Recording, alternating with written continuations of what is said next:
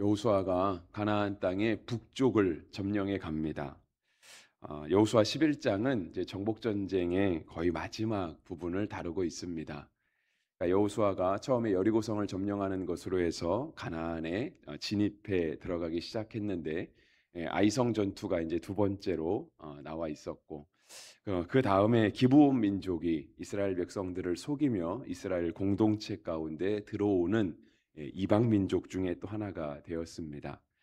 그리고 이제 10장에서 여호수아는 이스라엘 가나안 땅의 남부 지역을 이렇게 점령하는 그런 장면이 나와 있었습니다. 남부 지역에 꽤 많은 지역을 점령을 했는데요.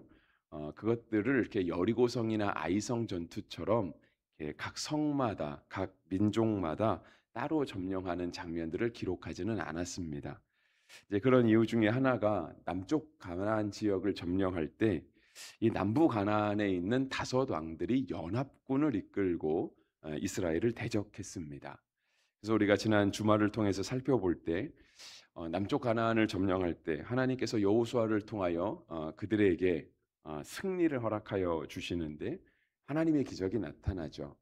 그래서 하나님께서 이스라엘 군대를 남부 가나안의 연합군들과 싸우게 하시면서 기습 작전을 펼치게 하십니다. 아주 급하게. 원래는 이 남부 가나안이 연합해 있는 그 진지까지 가기까지 시간이 상당히 걸리지만 여호수아가 밤새 달려가서 그들이 미처 대비할 틈을 주지 않고 그들을 쳐서 점령하는 그런 장면이 10장에 나와 있었습니다. 그러면서 하나님께서도 도우시는 장면이 있죠. 그러니까 남부 가나안이 여호수아의 기습을 받고 막 도망할 때에 하나님께서 하늘에서 우박을 내리시죠. 그래서 이스라엘의 칼날에 죽은 자보다 우박에 맞아 죽은 자가 더 많았다라고 기록하고 있고요. 또 우리가 잘 알고 있는 그 해와 달이 멈춘 사건, 그 사건이 또 여기서도 일어났습니다.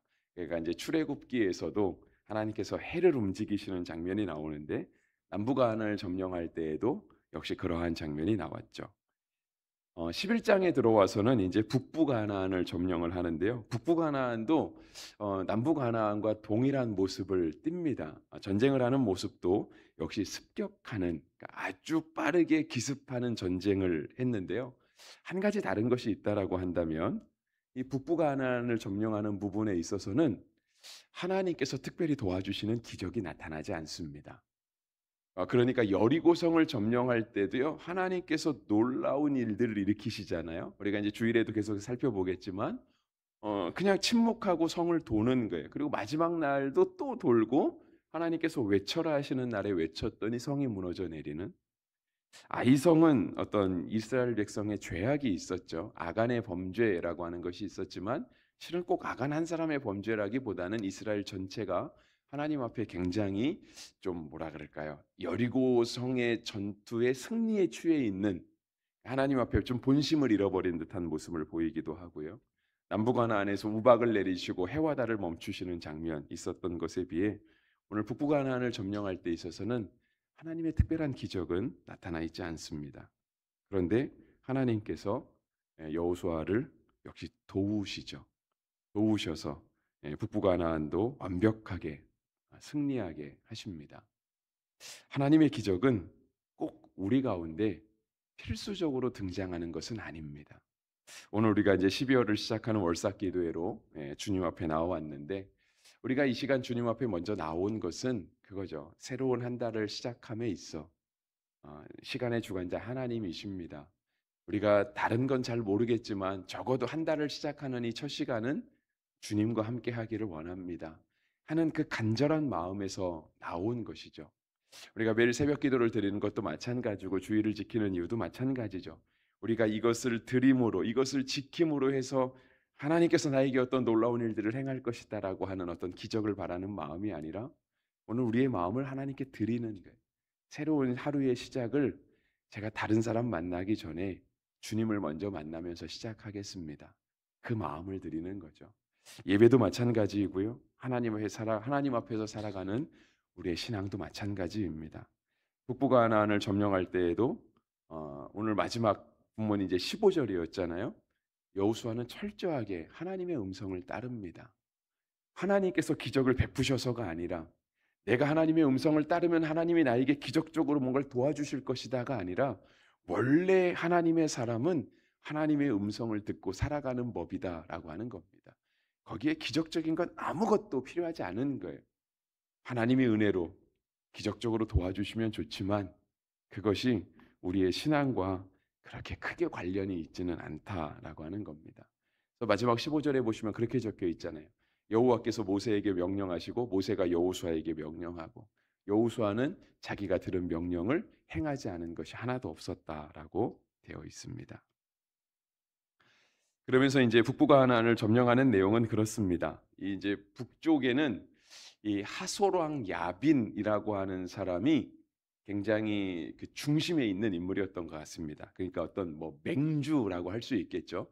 예, 그 지역에 정말 이렇게 둘째가라면 서러운 강력한 힘을 가진 그런 군주가 이 하솔왕 야빈이었습니다. 물론 이제 이 이름도 여러분 혹시 지난 주에 우리 금요 기도의 설교를 기억하시는 분은 우리 김 목사님 사사기의 말씀을 하실 때 그 하솔왕 야빈이 그때 역시 등장을 했습니다. 그러니까 아마 있던 하솔왕 야빈이라고 하는 이 이름은 어쩌면 이렇게 우리가 애굽의 바로, 로마의 시저 이렇게 가는 것처럼 아마 그 지역의 통치자를 부르는 어떤 그런 대표적인 어떤 지칭이 아니었는가 하는 그런 생각이 들기는 합니다. 왜냐하면 중복되는 이름들이 성경에는 굉장히 많이 나오기 때문에 그렇습니다. 근데 이제 하솔랑 야빈이 이 소식을 들었다라고 하면서 11장 1절이 시작합니다. 그러니까 이스라엘 백성들이 어떻게 이 가나안 땅에 자리를 잡기 시작하는지, 하나님께서 그들에게 어떠한 일들을 하시는지, 이러한 것들을 북부 가나안에 있는 맹주였던 이 하솔랑 야빈도 역시 들었습니다. 그런데 이제 이 사람이 듣고 나서 취한 행동은 뭐냐면 역시 남부 가나안들처럼 연합군을 결성하는 겁니다. 본문에 등장하는 왕의 이름은 그렇게 많지는 않습니다. 그래서 1절에 보시면 마동 왕, 그러니까 마돈 왕 요밥과 시므론 왕 악삽이 모였다라고 했습니다. 남부 가나안에서는 총 5왕의 연합군이 모이게 되는데요. 북부 가나안에서 등장하는 왕의 이름은 그렇게 많지는 않습니다. 그런데 숫자적으로 보면 남부 가나안보다는 더 많았던 것 같습니다. 왜냐하면 2절에 이어지는 것처럼 북쪽 산지와 긴네렛 남쪽 아라바 평지와 서쪽 돌의 높은 곳에 있는 왕들과, 왕들의 이름을 다 언급하지 않고요. 그쪽 지역에 있는 왕들이 다 모였다. 그래서 3절에는 가나안에 있는 족속들과 다 모였다라고 되어 있고요. 4절에 보시면 그들이 그 모든 군대를 거느리고 나왔으니 백성이 많아 해변에 수많은 모래 같고 말과 병거도 심히 많았다라고 되어 있습니다. 우리 금요일에도 우리 김정일 목사님 설교하실 때 하솔왕 야빈이 들고 왔던 그런 병거들에 대해서 언급을 했잖아요. 그러니까 그냥 창 들고 칼 들고 싸워가는 보병들과 병거는 차원이 다른 겁니다. 마치 그 당시 탱크와 같은 거예요. 빠르게 움직이는 기동력을 가진 병거를 타고 한 3-4명의 군사가 거기를 타면서 그냥 서서 달리면서 싸우는 보병들과 대적할 때 아예 전쟁 자체가 안 되는 거죠. 계란으로 바위치는 격과 같은 그런 모습입니다. 그런데 그렇게 말과 병거가 이 북부 가나안의 연합군 가운데 아주 심이 많았다라고 하는 겁니다. 근데 역시 하나님께서 이들도 다 깨트리시죠. 그러니까 세상에 아무리 많은 세력들이 모여도 하나님을 대적하지는 못합니다. 우리가 볼 때 일반적인 보병과 병거의 싸움이 과연 말이 될까? 그러니까 지금으로 따지면 그거예요. 기갑부대와 그냥 일반 보병사단이 싸우는 거예요. 그러니까 전차부대, 지금은 뭐라고 그래요? 기계화사단이라고 얘기하는 것 같더라고요. 지금 용어는.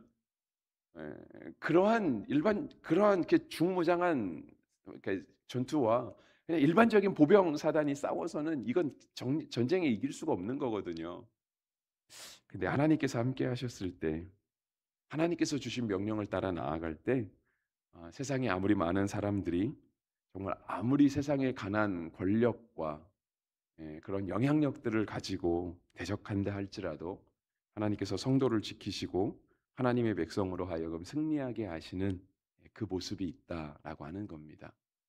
중요한 건 우리가 하나님의 말씀대로 싸우는 겁니다. 그러니까 세상이 우리를 향해 엄청난 힘을 가지고 대적해 오니까 솔직히 우리가 믿음으로 살아간다는 것이 그렇지 않습니까? 우리가 믿음으로 살아갈 때 늘 평안한 삶이 우리 가운데 보장되는 게 아니잖아요.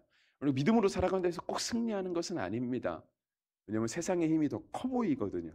와, 이 땅에 하나님의 말씀대로 사업을 하고 하나님의 말씀대로 공부를 하고 정말 성경에 기록된 우리 하나님의 주신 그 말씀대로 우리가 인간관계를 하면서 살아갈 때 '야, 이래서 이게 될까?' 그 모든 불안들이 있지 않습니까? 그래서 우리가 생각하는 게 뭐죠? 세상을 능가할 수 있는 힘을 가져야 되겠다. 그러니까 성도들이 어떻게 대응하냐면 예, 우리가 세상에서 더 성공해야 되겠다. 예수 믿는 사람들이 정말 하나님 복 받아서 세상보다 더 큰 권력을 갖고 세상보다 더 영향력 있는 사람이 되어서 세상을 누를 수 있어야 되겠다라고 생각을 하거든요. 하나님의 방법은 그건 아닙니다. 물론 하나님이 우리에게 복 주실 수 있고요. 성도로 하여금 세상에서 더 높은 지위와 더 영화로운 자리에 올리실 수 있습니다. 하나님의 방법은 꼭 그렇지 않다라고 하는 거예요. 여러분 쉽게 생각해 보세요. 이 땅에 있는 재벌들 가운데 예수 믿는 사람이 많을까요? 안 믿는 사람이 많을까요? 안 믿는 사람이 훨씬 많아 보이지 않습니까? 이 땅에 힘을 가진 정치인들 있잖아요. 예수 믿는 정치인이 많을까요? 안 믿는 정치인이 많을까요? 선거 때 되면 믿는 사람 참 많은 것 같습니다. 하지만 선거 때 지나고 나면 교회 코빼기도 안 보입니다. 예수 믿는 사람들일까요? 근데 예수 믿는 우리가 하나님 앞에 기도하면서 하나님 나에게 그런 정치인보다 더 큰 힘을 주십시오. 하나님의 방법은 아니다라고 하는 거예요. 하나님의 방법은 변함없습니다. 성경에 기록된 대로 모세가 전해준 것이 무엇일까요? 하나님의 말씀이죠. 모세가 여호수아에게 전해준 게 하나님의 말씀이지 설마 이스라엘 백성을 광야에서 다루는 법을 가르쳐 주었겠습니까? 이 백성이 지지리도 말도 안 듣는데 이 백성이 이럴 때에는 이렇게 하고 저렇게 하고 저 사람들의 약점을 가르쳐 주면서 이럴 때는 저 사람들이 이러한 약점을 들춰가면서 하면 너가 백성들을 제압할 수 있을 것이다. 그 방법 가르쳐 줬겠습니까? 그거 아니죠. 그거 아니. 하나님 말씀 가르쳐 준 거고요. 여호수아는 들은 하나님의 말씀대로 싸웠던 겁니다.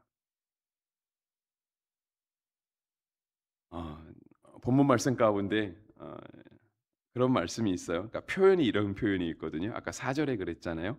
이 북부가나안의 사람들이 모였는데요. 해변에 수많은 모래알 같이 많이 모였다라고 되어 있어요. 여러분 우리가 이 표현을 어디서 많이 들어본 것인 것 같지 않습니까? 그죠? 아브라함에게 주신 하나님의 약속이죠.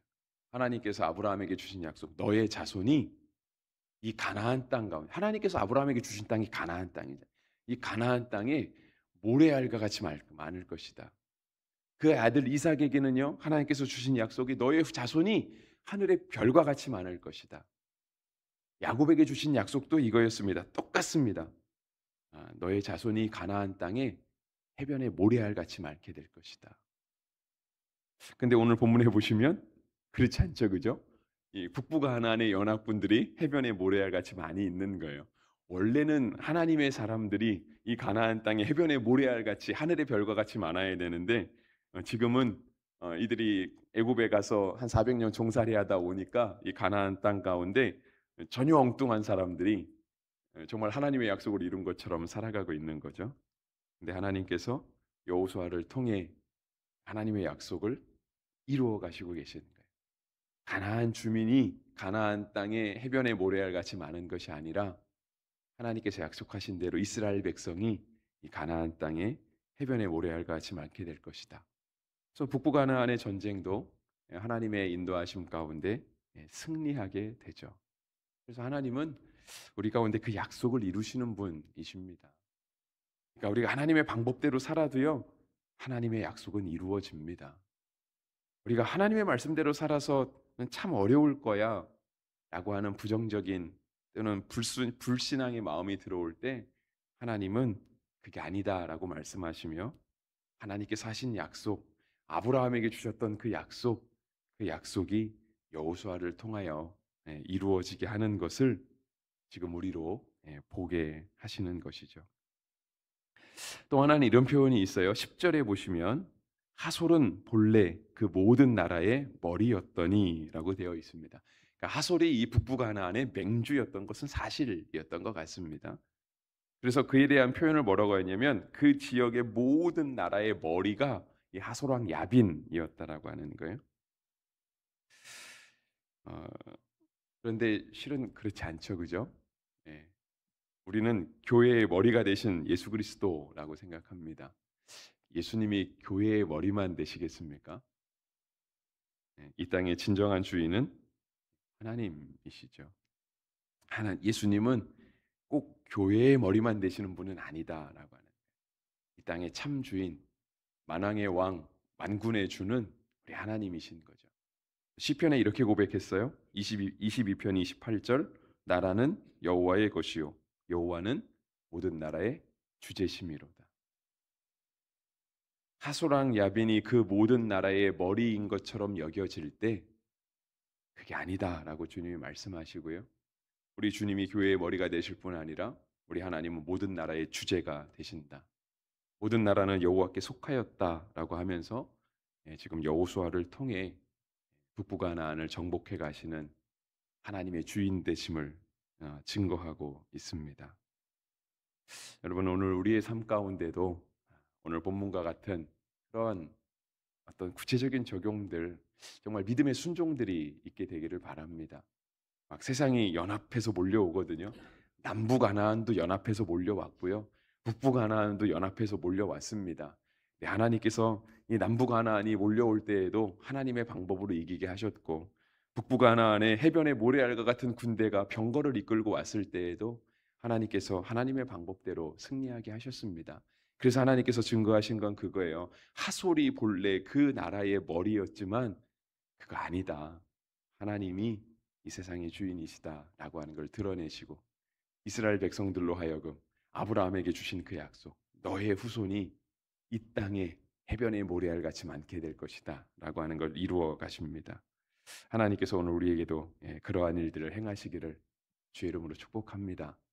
방법은 하나님의 방법대로, 하나님이 말씀하신 대로, 모세가 여호수아에게 명령한 대로 여호수아가 행했다라고 되어 있는데 우리도 하나님께서 명하신 대로 그렇게 행하시며 하나님의 약속을 이루어갈 수 있는 우리 교회와 성도가 되기를 주의 이름으로 축복합니다.